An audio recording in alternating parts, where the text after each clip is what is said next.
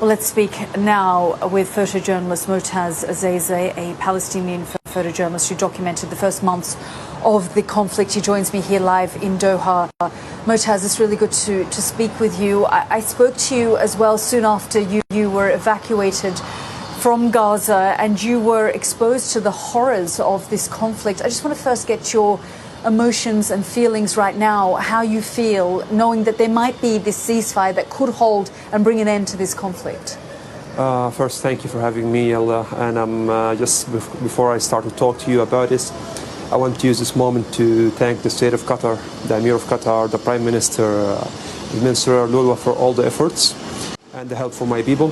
About the emotions, first, thank God I'm alive till that day to talk to you about this.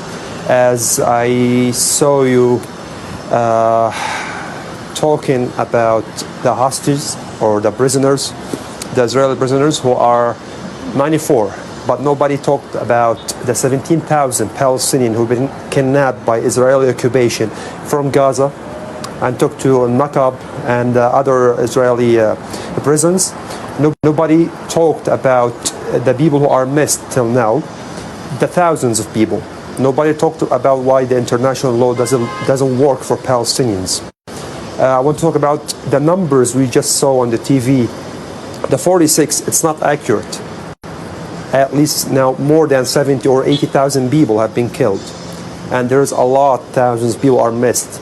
The Palestinian journalists who are missed till now, Nidal Luhaidi, Haytham Abdul Wahid and more.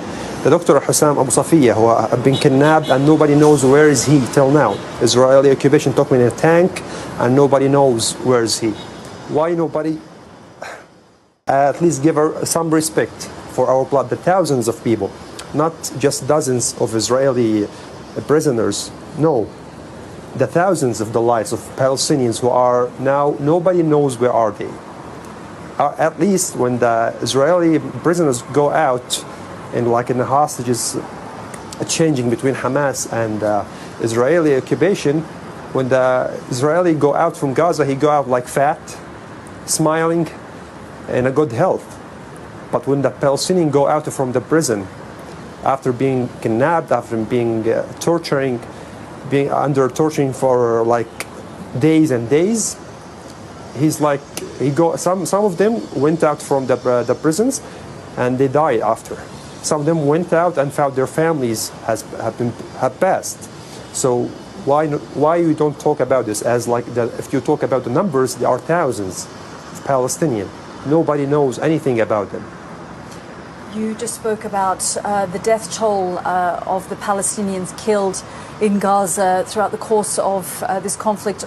Of course, the Palestinian journalists on the ground have been trying to document this. International journalists have not been given access to Gaza other than embeds with the IDF.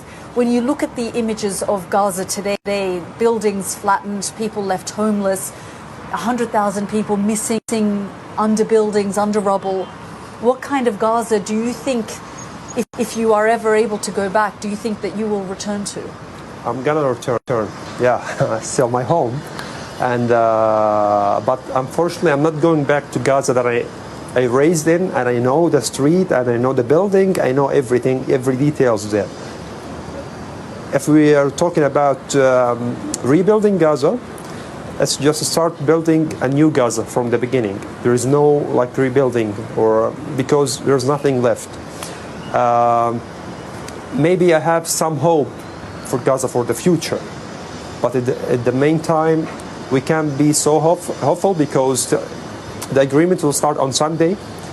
As we start to talk now, there was a new massacre in Gaza City as 18 people have been killed by Israeli occupation and Israeli airstrike. People are excited. They want to go back to their places, but they will not find their houses. They know that they will not find anything. But at least they will get a new tent, maybe, or use the used one and put it above the rubble of their house. So for me, I'm not gonna see Gaza again, the old one that I raised in, but I will see a new Gaza. And I don't know if that will feels good, because the street that I raised in, the street I took picture And the people I know, I lost hundreds of people, not dozens, not 94. I lost hundreds of people that I know. I don't know how I'm gonna feel, actually. Motaz, I was talking to you this evening. We were both at the Qatari Prime Minister's press conference, and I asked you to reflect on your friends and colleagues who are in Gaza. What are they saying? What are they doing? How are they feeling in this moment? In this moment, every one of them is excited and afraid. Afraid because he may lose his life now by airstrike. At the same time, now he know a date that he's going back to his house, because my house like have 40 people, my friends, my colleagues, and they all from Gaza City itself and the north of Gaza Strip. Now they know that there's a date we are going back to our homes after they lost family, after they lost everything. But at least they know that they are going to back their place, their land. They're excited. A lot of people start now to grieve and cry on the people that they have lost, because this time for us, now we were gonna start to cry about the people we lost, about our lives, about the city, the places we have lost. So this is our time not to cry. This is not a time for celebrate to anyone. It's our time now just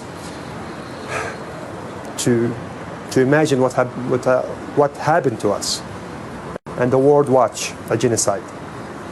Motaz, thank you so much for joining us here on the program. That was Motaz Azeze, photojournalist from Gaza, joining me here in Doha.